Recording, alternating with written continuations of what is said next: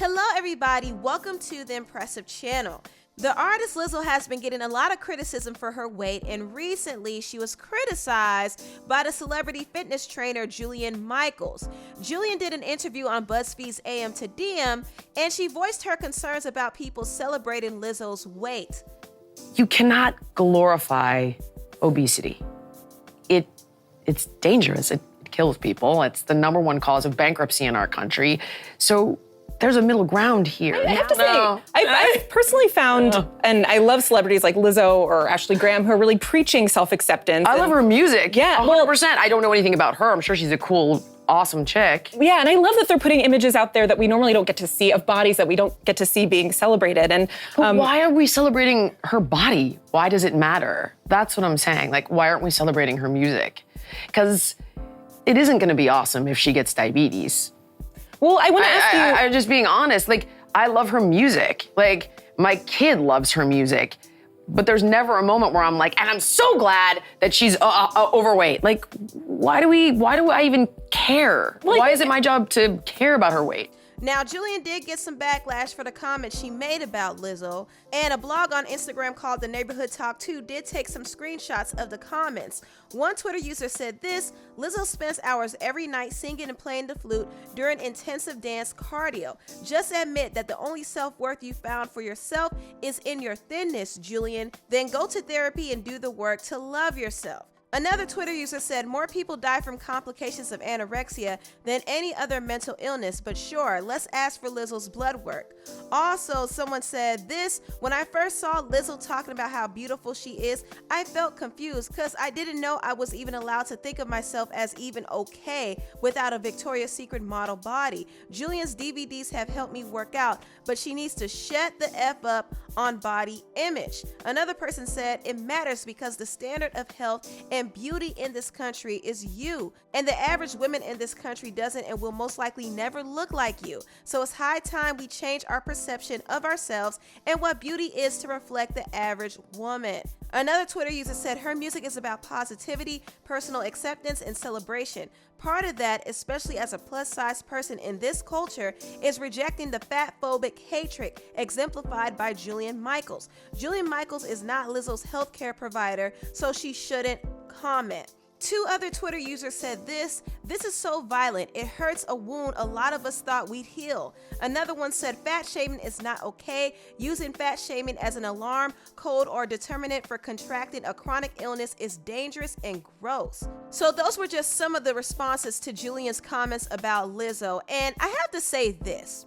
Jillian wasn't wrong for what she said. I think she was being honest, but at the same time, I understand that people are not going to be receptive to comments like that, especially coming from a person like her. If you don't know, Jillian Michaels is notorious for being this kind of aggressive, unrelenting workout trainer on the show called The Biggest Loser, and she was very hard and sometimes mean toward the contestants. I don't want these distractions. I don't care about makeovers. I don't care about your family. I don't care about anything. All I care about is that your ass gets smaller. That's all that I care about right now. That's it. Ass smaller. I don't care about anything else. I don't care if you both die on this floor. You better die looking good. Let's go. So as you saw from that clip, you can see that Jillian did make some emphasis on a person getting thin. And it's not only because she wants them to be healthy, but she wants them to look good. And that's the thing that people don't want to admit when they talk about their quote unquote concerns about people being overweight. It's not so much because they care about their health, it's because they don't like the way they look. We live in a very vain society, and there's a lot of emphasis on physical appearance, and unfortunately, women are more pressured to look a certain way and conform to certain beauty standards, which is why Lizzo's body positivity message is celebrated, because what she's doing is instilling confidence, acceptance, and self-love in a lot of women who have never felt that way before, because plus-size women have been shamed in society and they've been considered less attractive than slimmer women. And Lizzo is kind of combating that message and letting people know that, hey, it's okay to embrace your body, and I don't see anything wrong with a person feeling good about themselves while working towards getting healthy. So at the end of the day, you have to love yourself, truly love yourself, and not put your self-worth solely in how much you weigh. But I will say this, Jillian did make a point when she said obesity can lead to health complications like diabetes and hypertension and other things. That is true. However, it may vary for different people. You can't automatically assume that a person has that just because they're overweight. Just like you can't assume that every thin person you see is healthy, because that's not always the case either. And there are some thin people who have diabetes. Halle Berry, for one, she has type 1 diabetes and she seems relatively healthy, but like I said, you can't always tell by looking on the outside.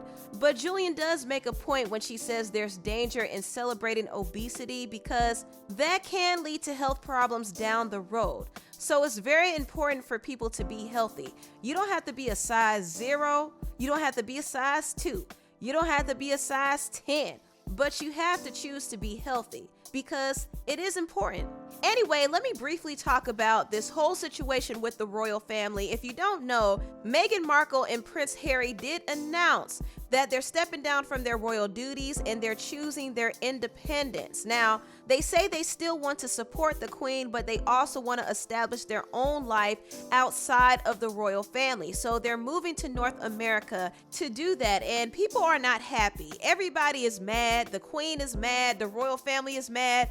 The whole of Great Britain is mad because they feel like Prince and Meghan are betraying the queen. And according to some reports, they didn't even give the family the heads up before making this announcement. And also people are upset that Prince Harry and Meghan will still be receiving government funding even though they're stepping down from their duties. So a lot of people are upset. But Prince Harry is doing what he has to do for his family. And one thing I could say is Harry loves Meghan. He loves this woman. He's willing to give up everything, even if it means going against his family, to make her and their son a priority and also keep her safe, because he doesn't want Meghan to go through what his mother, Princess Diana, went through. So he's willing to move to a place where Meghan can be comfortable and safe, because Meghan has been harassed by the British media ever since she married into the royal family. Not only that, she has been having a lot of trouble adjusting to the royal life because she is a biracial American woman who grew up with a totally different experience and grew up in a different culture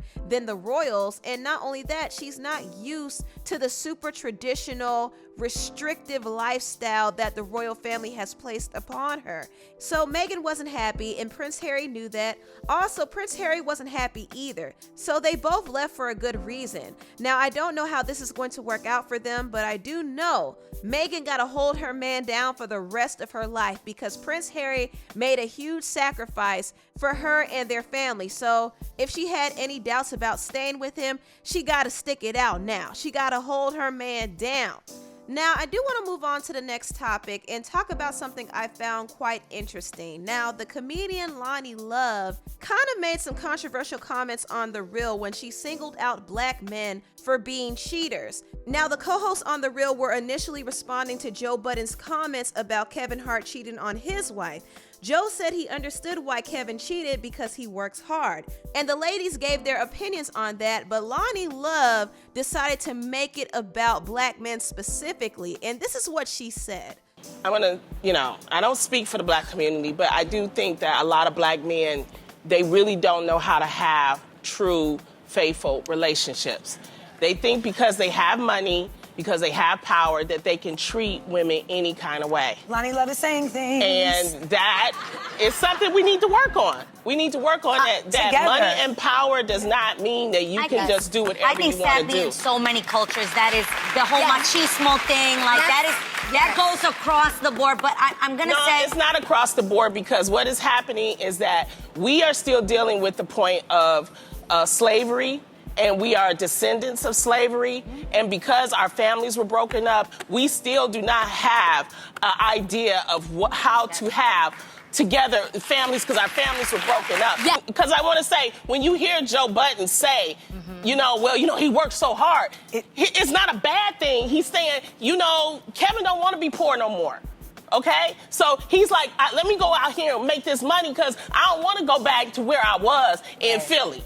So what he was saying was he was using it as an excuse, and we modernize it and say, but that's not, no, but you got to understand the whole psychology behind it. That's the reason why he's working so hard, because he don't want to go back to where he came from, because then he'll lose the power. And then working so hard is affecting his relationship. Exactly. Yeah. So it is a conundrum. Correct. Well, but Now, I have to be honest, I thought Loni's thoughts were a little all over the place, but I guess I understand why she feels the way she does because of her own personal experiences. And she makes a good point when she says there are some black men who haven't been taught to build healthy relationships and build healthy families. And there's a lot of things that contribute to that, and that's a whole nother topic in itself. But I don't think it was necessary for her to single out black men only. I agree with Adrienne when she said this happens all across the board. Cheating is not just a black thing, it's a man thing, unfortunately, especially men who have money and power. When men have money and power, they're more prone to cheat because of the access. There's more temptation, more women are drawn to them, and a lot of times they entertain these women to feed their own ego. And in Kevin Hart's case, he was more prone to cheat because he had money and because he had power, and also because he had a lack of self-control and he was immoral. He wasn't living a moral life by cheating on his wife while she was pregnant. And on top of that, he probably didn't have any friends around him to hold him accountable, and he didn't have any good examples of healthy relationships growing up, so cheating was normal to him. Also, he works very hard, and sometimes when a person works too hard, they can grow disconnected from their family, and this causes them to fall into temptation. And I believe this is exactly what happened to Kevin Hart, and it happens to so many different men. But honestly, not all men cheat. There are still some faithful men out there, and the reason why they're faithful is because they work on their character and they make sure they don't get disconnected from their spouse. So I want to do away with these narratives that all men cheat. That's not true, and that's not something that we as women or we as a society should accept either. Anyway, those are my thoughts on this whole matter. Tell me what you all think about this video down below. Please like, comment, and subscribe, and share this video if you care. Thank you so much for watching, and I'll see you next time. Bye.